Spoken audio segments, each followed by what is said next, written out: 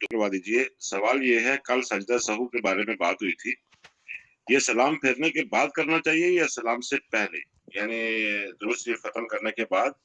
पहले सजदा सहू करना चाहिए या सलाम फेरना चाहिए, एक सवाल।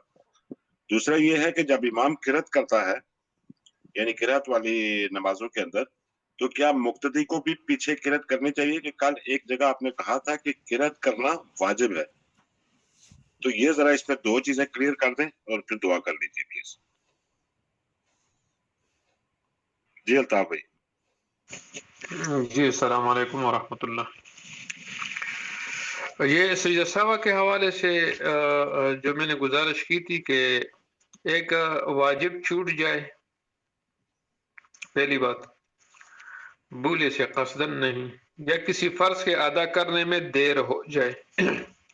फर्ज की अदायगी में देर हो जाए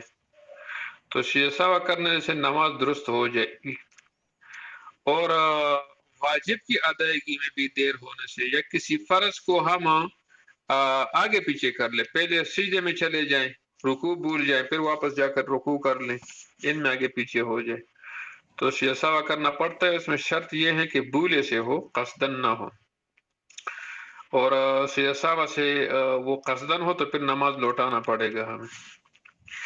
दूसरा शेषावा का तरीका यह है कि आखिरी क़ायदा में तशहुद पढ़कर एक तरफ सलाम फेर दें और फिर दो सीधे किए जाएं तशहुद तक। और अगर आप आखिर तक पढ़ लेते हैं फिर भी कोई बात नहीं, रब्बना आतिना पढ़ ले,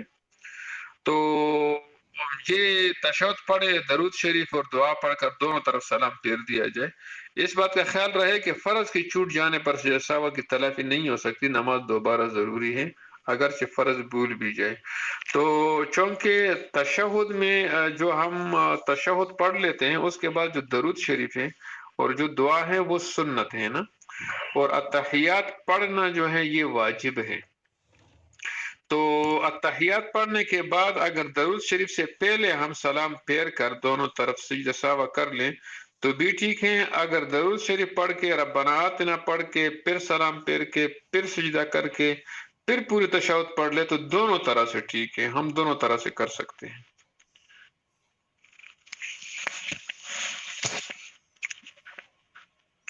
दूसरा सवाल जो आपने इमाम के पीछे जो बात की है क़िरात की, तो नमाज बाजमात में ये नहीं है।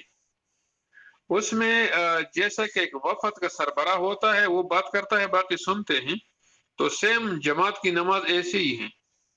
कि जब हम इमाम के पीछे नमाज पढ़ते हैं तो फिर इमाम जो होता है वो हमारे अल्लाह के सामने वफद के सरबराह हैं और वो सारी जिम्मेदारियां पूरी करती हैं जो एक नमाजी इमाम की जिम्मेदारियां होती हैं। और इस पर अहादीस भी मौजूद है, अगरचे ये बहुत बड़ा मारकतुल आरा मसला था किसी वक्त, लेकिन अल्लाह करे कि अभी इतना ना हो। जिस तरह आमीन की बात है या हाथ उठाने की बात है, या इसको क़िरात खल्फल इमाम कहते हैं। तो इमाम के पीछे चूंकि हमने तो फातिहा पढ़ना ही नहीं है ना, और ना हमने कोई सूरत पढ़नी है, हमने खामोश रहना है। अलबत्ता अगर किसी का जहन जो है मौके पर नहीं रहता, परेशान होता है, तो वो अगर जोहर और असर में इमाम के पीछे पढ़ भी दे तो इसमें भी कोई मज़ाक उलमा ने लिखा है कि नहीं है कि अगर वो बिल्कुल बेफिक्र होता हो, बाहर जाता हो जहन, लेकिन वो आहिस्ता पढ़े। तो इमाम के पीछे तो हमने फातिहा नहीं पढ़नी है न सूरत, ये तो अकेले जब हम सुन्नतें पढ़ते हैं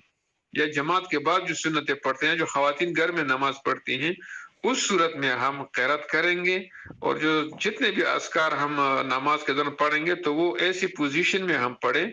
कि हमें अपनी जो हम मखारिज अदा करते हैं कि हम किस लफ्ज को कहाँ से अदा करना है, वो उसका हमें अंदाजा लगे कि हाँ मैंने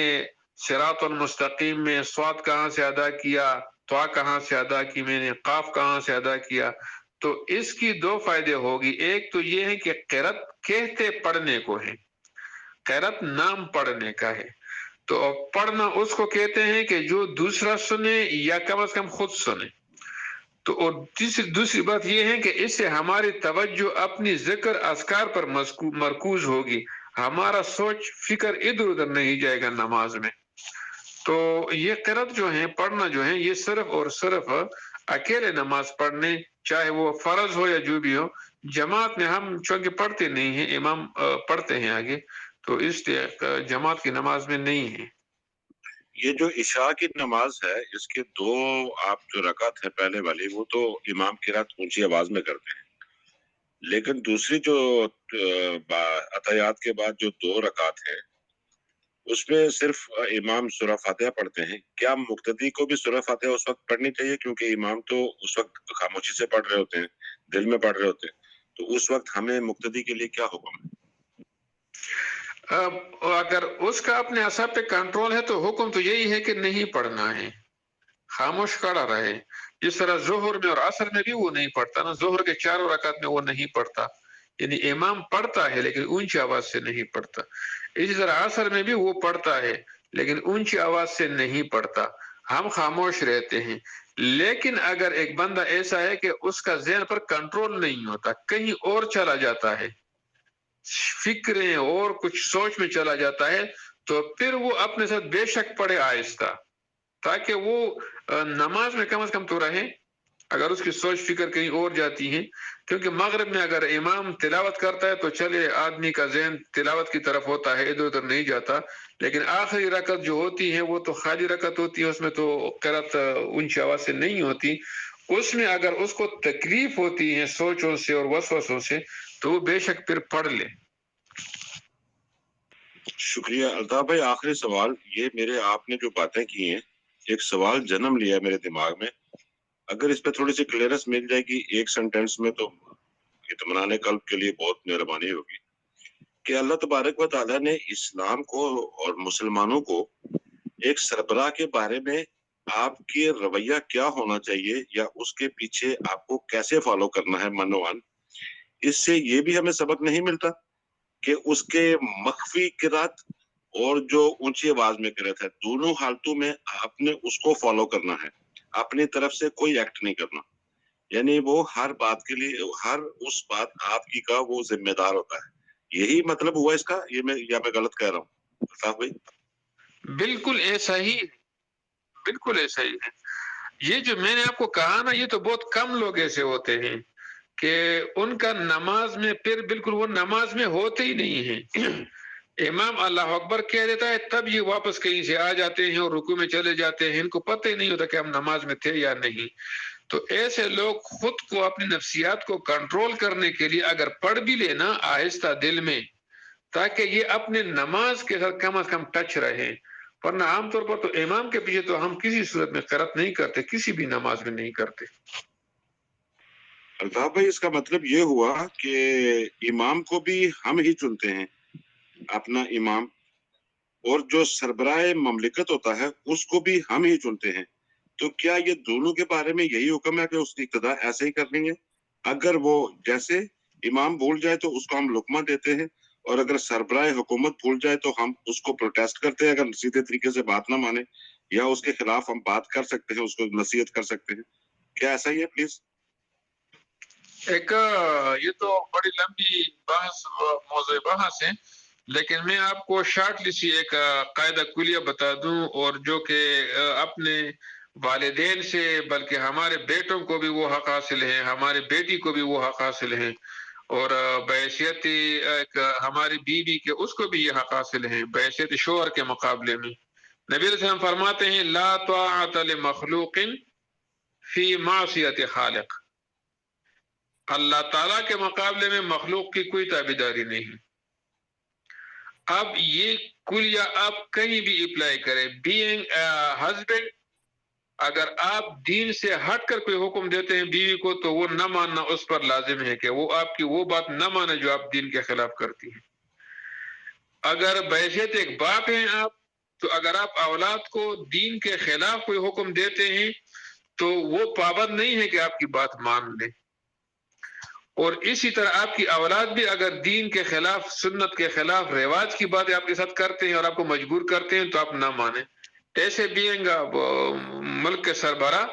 اگر آپ کے کام جو ہیں وہ قرآن اور سنت کے خلاف ہیں اور آپ جو ہیں وہ کام کر رہے ہیں جس سے مسلمانوں کے مفاد عامہ کو خطرہ ہوتا ہے، تو آپ پر آپ کی حکمرانی کے مقابلے میں لوگوں کو نکلنا اور آپ کی کسی بھی بات کو نہ ماننا جو ہے یہ عوام پر لازم ہے کہ ایسی بات کسی بھی حکمران کی نہ مانے جو دین کے خلاف ہو، اسلام کے خلاف ہو، یا دین کے لیے خطرے کا باعث ہو، اور یا عوامی مفاد کے خلاف ہو۔ جی جی جاری رکھیں، وہ مائک کھل گیا تھا ان کا۔ جی تو یہ ہے کہ میں نے آپ کو کلیہ قاعدہ رکھ دیا، اب اس کو ہم کہیں بھی وزن کر سکتے ہیں کسی بھی حالت میں جب ہم پڑھ جائیں۔ تو آپ نے سربراہ مملکت کی جو بات کی بالفرض ہے، چاہے جو بھی سربراہ مملکت ہو، عالم ہو غیر عالم ہو، تو جو بھی ہو، لیکن اگر اس کی بات، اس کے کام مفاد عامہ کے خلاف ہو یا وہ اسلام کے خلاف ہو، قرآن و سنت کے خلاف ہو، تو وہ عوام پر اس کی تابعداری کرنا کسی صورت لازم نہیں، بلکہ اس کو معزول کرنا اور اس کو ہٹانا ان کے ذمہ لازم ہے۔ باپ کو تو لوگ گھر سے نکال نہیں سکتے نا، تو صرف نہیں مانیں گے، کیونکہ یہاں تو نظام ایسا باپ بیٹے کا ہے، لیکن سربراہ مملکت تو عوامی نمائندہ ہوتا ہے، تو اس کو تو کسی بھی ذریعے سے آپ پرامن طریقے سے آپ اس کو چینج کر سکتے ہیں اگر وہ قوم، ملک، عوام، دین اور مذہب کے لیے فائدے کی بجائے نقصان دے رہا ہو۔ بہت خوبصورت، شکریہ جی۔ ڈڈا پہ ساجد بھائی پہلے آپ بولیے اور پھر فریضان۔ اچھا، السلام علیکم ناصر بھائی۔ اچھا، ایک تو یہ اکثر مسئلہ جیسے انہوں نے بیان بھی کیا تو تھوڑی کنفیوژن رہتی ہے کہ جیسے اکثر کہتے ہیں کہ جماعت میں کھڑے ہیں با جماعت، تو آپ پیچھے پڑھیں قرات کریں آپ بھی، تو وہ تو بیسیکلی ایسے ہی لگتا ہے کہ جیسے آپ بھی بات کر رہے ہو میں بھی کر رہا ہوں تو کوئی کسی کی نہیں سنے گا۔ تو اس میں یہ سینس بنتی ہے کہ پہلے 2 رکعت میں جب امام کرتا ہے تو پچھلی 2 رکعت میں آپ وہ پہلی میں سنتے ہو، دوسری میں آپ اس پہ غور و فکر کر کے یا خود دہراتے ہو، تو وہ اس طرح کا لگتا ہے۔ اس کے بارے میں آئی ڈونٹ نو، کیونکہ وہ ڈفرینٹ مکتب فکر ڈفرینٹ باتیں کرتے ہیں۔ اچھا، دوسری بات یہ انہوں نے کی تھی کہ بھائی قرآن و سنت کے حوالے سے اگر حکمران جو ہے وہ کرے تو بیسکلی اس کے لیے تو وہ کوئی ہوگی نہ بنی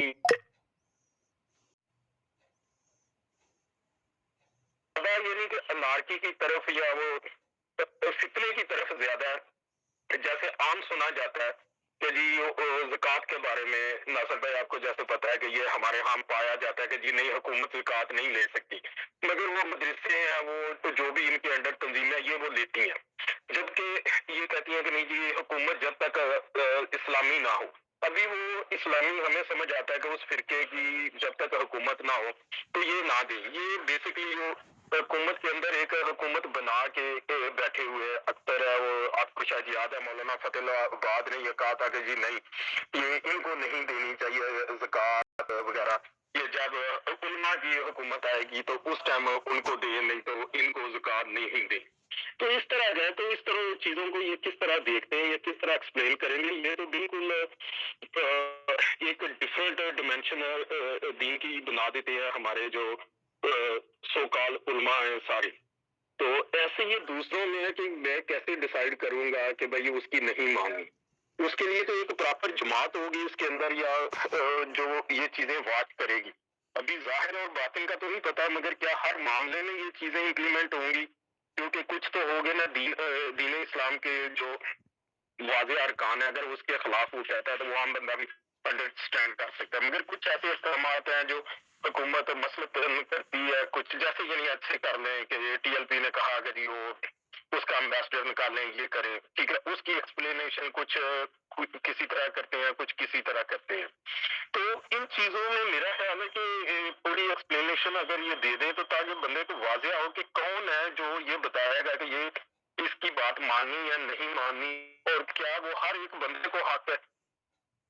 جی شکریہ ساجد بھائی۔ جی الطاف بھائی، ہمارے اسپیس کا ایکسپیکٹ تو نہیں تھا، لیکن چلو بات طرف نکل گئی۔ یہ معاملہ تو خیر موضوع سے ذرا باہر نکل جاتا ہے۔ لہٰذا کچھ کہنا چاہتے ہیں وہ پہلے کچھ بات کر لیں۔ جی لاحسن صاحب۔ السلام علیکم ورحمۃ اللہ وبرکاتہ۔ ناصر بھائی میرے خیال میں دعا کروا لیجیے، کیونکہ موضوعات لمبے ہوتے جاتے ہیں تو پھر اس طرح ردم برقرار نہیں رہتا، تو میرے خیال میں دعا کروا لیں، اس کے بعد پھر ایک چھوٹی سی بات میں کروں گا، اور اس کے بعد میں چپ ہو جاؤں گا، پھر آپ اپنے موضوع جاری رکھیں۔ جی شکریہ جی، الطاف پہ پہلے دعا کروا لیں۔ اچھا جی، میں بھی دعا کے بعد پھر کرے اجازت پہلے چلے کیسے میں تو اس بات کا بہت مختصر سا جواب دیتا ہوں پیر صاحب کو کہ پیر صاحب ان تمام مولویوں کی سوداگری نے اور ان تمام دکانداری کو اور ان تمام ہر ایک آڑے ان کے جو مساجد کی بات ہوتی ہے، ہر مولوی کا اپنے آدھے ان کا مسجد ہے فلاک اللہ تعالیٰ نے امت پر ایک بیش بہا رحم کر کے ہمارے پڑوس میں نظام قائم کر دیا ہے، اور انشاءاللہ وہ دنیا کو دکھا دیں گے کہ اسلامی نظام کیسا ہوتا ہے اور حکمرانی کیسی ہوتی ہے اور حکمران لوگ کیسے کرتے ہیں۔ بس تھوڑا سا انتظار ہے انشاءاللہ، پھر ہم سب جان جائیں گے کہ اسلامی طرز حکومت کیسی ہوتی ہیں اور ہماری حکومتیں کیسی ہیں۔ اللہ تعالیٰ ہمیں انتظار کرنے کا موقع نصیب فرمائے۔ بسم اللہ الرحمن الرحیم۔ اللهم صل على سيدنا مولانا محمد الفارق صلی وسلم علیہ ربنا تقبل منا انك انت السميع العليم وتب علينا انك انت التواب الرحيم اللهم استر عوراتنا وامن روعاتنا اللهم اكفنا بحلالك عن حرامك واغننا بفضلك عمن سواك ربنا ظلمنا انفسنا وان لم تغفر لنا وترحمنا لنكونن من الخاسرين۔ الہی ہمارے درس قرآن کو، درس حدیث کو اپنی دربار عالیہ میں محض اپنے فضل و کرم کی وجہ سے اس کو شرف قبولیت عطا فرما۔ اس کی برکت سے ہماری تمام مشکلات کو آسان فرما، ہمارے تمام گھریلو مشکلات کو آسان فرما۔ ہر ساتھی کی جو بھی اسپیس سوری مائک بند ہو گیا، جو ساتھی ہمارے ساتھ موجود ہیں، جو موجود نہیں ہیں، امت کی طرف سے جتنے وفات شدگان ہیں اللہ تعالیٰ تمام وفات شدگان کا بھی اس میں حصہ فرمائے، ان کو بھی ان کے امانہ میں بھی اس کا ثواب پہنچا دے۔ قرآن اور حدیث کی درس کا جتنے بیمار ہیں، خاص کر اللہ حاصل صاحب اور باقی ہمارے ساتھی چاہے گھروں میں ہے، راستوں میں، اسپتالوں میں، اللہ تعالیٰ ان کو شفا کا ذریعہ بنے اس کی برکت سے۔ تمام مشکلات اللہ تعالیٰ ہماری آسان فرمائے، ہمارے تمام ذہنی تفکرات کو اللہ تعالیٰ دین کے دائرے میں لے آئے، ہماری زندگی کو قرآن و سنت کے مطابق ڈالنے کی توفیق عطا فرمائے۔ ان لوگوں کی محفل اور دوستی نصیب فرمائے جو اللہ تعالیٰ کے پسندیدہ ہیں، ان لوگوں سے ہمارے دوستی اور محفل جدا کر دے جو اللہ تعالیٰ کو ناپسند ہیں۔ ربنا تقبل منا انك انت السميع العليم وتب علينا انك انت التواب الرحيم انت ولينا في الدنيا والآخرة توفنا مسلما والحقنا بالصالحين برحمتك يا ارحم الراحمين۔ السلام علیکم ورحمۃ اللہ۔ وعلیکم السلام ورحمۃ اللہ۔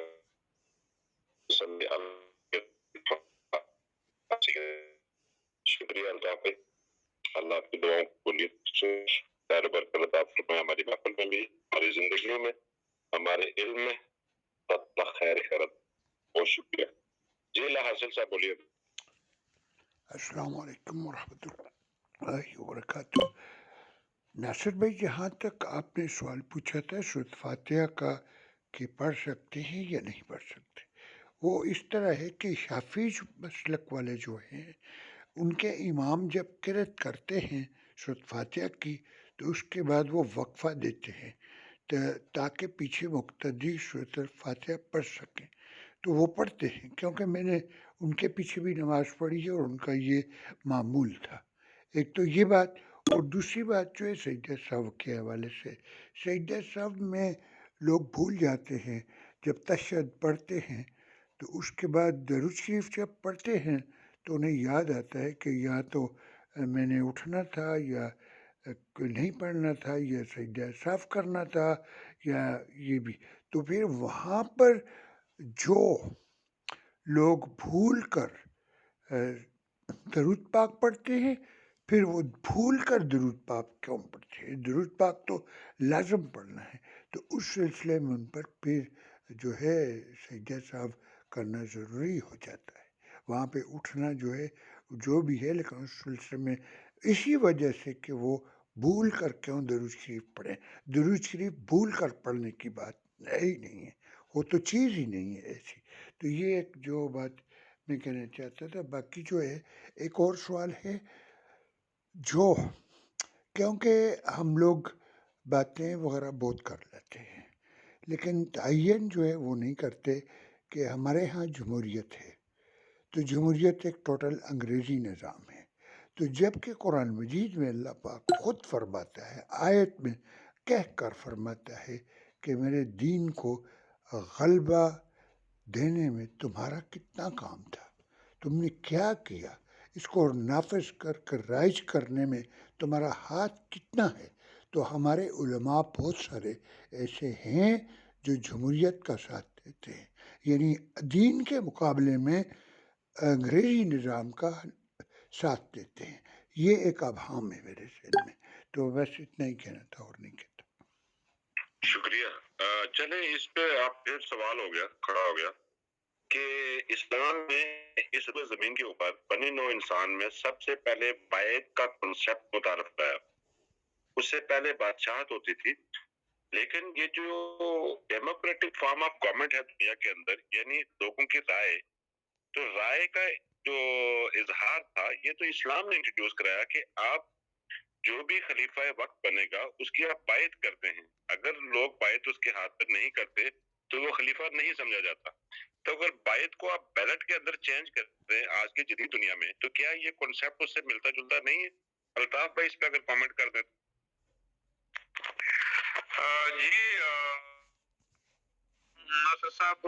اصل میں یہ جمہوریت کی تعریف ہمارے علامہ اقبال نے بہت خوبصورت انداز میں کی ہے۔ وہ فرماتے ہیں کہ جمہوریت ایک طرز حکومت ہے کہ جس میں بندوں کو گنا کرتے ہیں، تولا نہیں کرتے۔ کل کے اسپیس میں شاید میں نے بات کی تھی نا کہ علی رضی اللہ عنہ نے جب فرمایا، جب حالت بہت خراب ہوئی اور پریشانیاں ہوئی تو کسی نے پوچھا کہ حضرت ایسا کیسے ہوا، پہلے دو خلافت تو بڑے آرام سے گزری، تو انہوں نے کہا کہ ابوبکر صدیق اور عمر رضی اللہ عنہ ان کے مشیر ہم تھے، ان کے مشیر ہم تھے اور ہمارے مشیر تم جیسے ہو، تو ذرا یہ اپنے آپ پر نظر ثانی کرے، ورنہ ان کی اگر گزری تو مشاورت ہماری تھی، صبر تھا، استقامت تھا، حوصلہ تھا۔ اب حالات جیسے آ رہے ہیں اب دیکھ، تو یہ جو آپ کہہ رہے ہیں نا کہ رائے جو ہے، دیکھیں ایک گھر کے افراد میں ایک آدمی کے بیٹوں میں 4 بیٹے ہیں، سارے نہ ڈاکٹر ہیں، نہ انجینئر ہیں، اور نہ سارے اہل ہیں، اس میں ان کی طبیعت سب کچھ مزاج مختلف ہے۔ تو رائے جو خلافت کے لیے ہے یا بڑے اسلام میں شورائی نظام کی وہ ہوتی ہے نا، تو اس میں اہل لوگوں کو، اب آپ خود یہ جو مغربی طرف کی جمہوریت ہے اس کا خود دیکھ لیں کہ اگر 10 ڈاکٹر ایک طرف ہے، فار ایگزامپل میں آپ کو بتا دوں، ہم جمہوریت سے گزر رہے ہیں، ایک ان پڑھ نواب وڈیرا چودھری خان انگوٹھا چھاپ، وہ ایم پی اے بن جائے گا یا ایم اے بن جائے گا، اور 18 19 20 گریڈ کے doctor, D S P, S S P, ان کو فٹ بال کی طرح ان کے ساتھ کھیلے گا۔ یہ کوئی حکمرانی ہے؟ اس کو حکمران کہتے ہیں کہ ایک ان پڑھ آدمی جو کہ کسی مسئلے کا اس کو علم ہی نہیں ہے اور وہ اپنے زور دادی دوست کے نسبت پر آ گیا ایز اے ایم پی اے یا ایم این اے یا ناظم،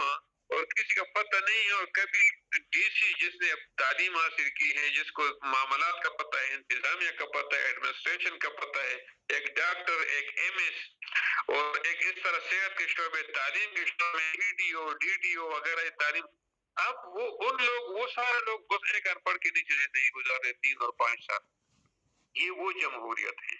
تو اس سے میں کہتا ہوں کہ یہ جمہوریت جو ہے 10 قابل ترین شخصیت ایک طرف، 11 جاہل لوگ دوسری طرف ہو جائیں گے، تو یہ جمہوریت کہتے ہیں کہ ان 11 جاہلوں کو حق حکمرانی دے دے، اور یہ تعلیم یافتہ اور زندگی گزارا۔ تو یہ تو عقل سے بھی خلاف ہے نا، لیکن چونکہ دنیا اب ایسا چاہتی ہے، قوت طاقت ایسے لوگوں کے پاس میں ہے کہ وہ غیر مسلم قوتیں ہیں، تو وہ ڈسٹیبلائز کرنا چاہتے ہیں، لوگوں کو بدنام کرنا چاہتے ہیں، خاص کر مذہب کو۔ تو اس لیے جو لوگ یہاں مذہبی طبقہ جو کوشش کرتا ہے کہ ہم بھی ان کے ساتھ ان کی زبان میں، یعنی الیکشن کے ذریعے ہم وہ کر لیں، تو اس میں وہ اپنی کوشش، لیکن ایک دفاعی پوزیشن میں وہ اس میں حصہ دے رہے ہیں، کوئی اپنے اوپر واجب یا فرض نہیں سمجھتے، کیونکہ اس کے مقابلے میں پھر تشدد ہوگا اور تشدد وہی لوگ چاہتے ہیں کہ معاشرے میں، خاص کر مسلمانوں کے معاشرے میں بدامنی ہو، دین بیزاری ہو، پریشانی ہو، دھماکے ہو، پھر کام آگے وہ خود چلاتے ہیں۔ تو اس لیے مذہبی طبقہ جو ہے وہ مغربی جمہوریت کا ساتھ نہیں دے رہی، بلکہ اس ناکردہ حالات سے گزرنے کی کوشش کر رہی ہیں پرامن طریقے سے۔ الطاف بھائی پھر ایک سوال کھڑا ہوتا کہ علامہ اقبال جب تھے تو اس وقت برٹش انڈیا تھا، متحدہ ہندوستان تھا۔ آج ہم جہاں بات کر رہے ہیں وہ ان کے خواب کا ملک اور وہ ریاست اسلامی بن چکی ہے جہاں 98% لوگ مسلمان ہیں۔ مجلس شورا کا جو کانسیپٹ ہے، اگر آپ کے پاس فیڈرل شریعہ کورٹ ایک ادارہ اور election commission of Pakistan, Islamic republic of Pakistan, اگر ان دو اداروں کے اندر اگر علماء کونسل ہماری تیسری اگر یہ اس کو ڈٹرمنیٹ کر دے کہ فیڈرل شریعہ کورٹ سے آپ کو سرٹیفکیٹ لینا ضروری ہوگا کہ آپ اس قابل ہیں کہ آپ حکومت بنائیں، ایک سوال ہو گیا۔ دوسرا یہ ہے کہ 1,24,000 پیغمبر اور 25 جو پیغمبروں اور رسولوں کے بارے میں قرآن میں ذکر ہوا، ان سب میں سے سلیمان علیہ السلام کے علاوہ کون سے ایسے نبی تھے جنہوں نے حکومت کی اپنے وقت کے دور میں، یا حکومت کے لیے انہوں نے تگ و دو کی؟ انہوں نے ہمیشہ معاشرہ قائم کرنے کی کوشش کی۔ جو دینی علماء ہیں ان کا کام میرے حساب سے یہ ہے کہ وہ معاشرہ قائم کرتے ہیں، اور وہ لوگ جو حکومتی معاملات کو سمجھتے ہیں یا سیاست کو بہتر سمجھتے ہیں یا اور کسی مضمون میں وہ زیادہ اسپیشلسٹ ہیں، وہ حکومت بہتر چلا سکتے ہیں، ان کی سپورٹ کی۔ جیسے حضرت شموئیل علیہ السلام نے طالوت کو بادشاہ بنایا اپنے وقت پہ اللہ کے حکم سے۔ تو کیا یہ ہم ان چیزوں کو ایکسپٹ نہیں کر پا رہے، یا جو جدید دور جدید کا جو نظام ہے وہ ہمیں ہضم نہیں ہو رہا؟ سوال ہے دو پلیز۔ نہیں سر، میں آپ کی بات کو اگر صاف یا اس طرح کچھ جس میں سمجھا ہوں کہ مولوی صاحب جو ہیں وہ اپنے کام سے کام رکھیں اور جو حکومت کے اہل لوگ ہیں وہ حکومت سے کام رکھیں، ضرورت پڑے تو مولوی صاحب سے پوچھتے، نہیں تو بیغم۔ یہ ذہن میرا وہ کلیسا اور جو امریکی طرز حکمرانی ہے نا، کہ جہاں مذہب وہ جو اس کے بارے میں بھی علامہ اقبال فرماتے ہیں نا کہ جدا ہو دین اس سے جدا دین حکومت سے اس طرح کے تو رہ جاتی ہے چنگیزی۔ اسلام یہ ہے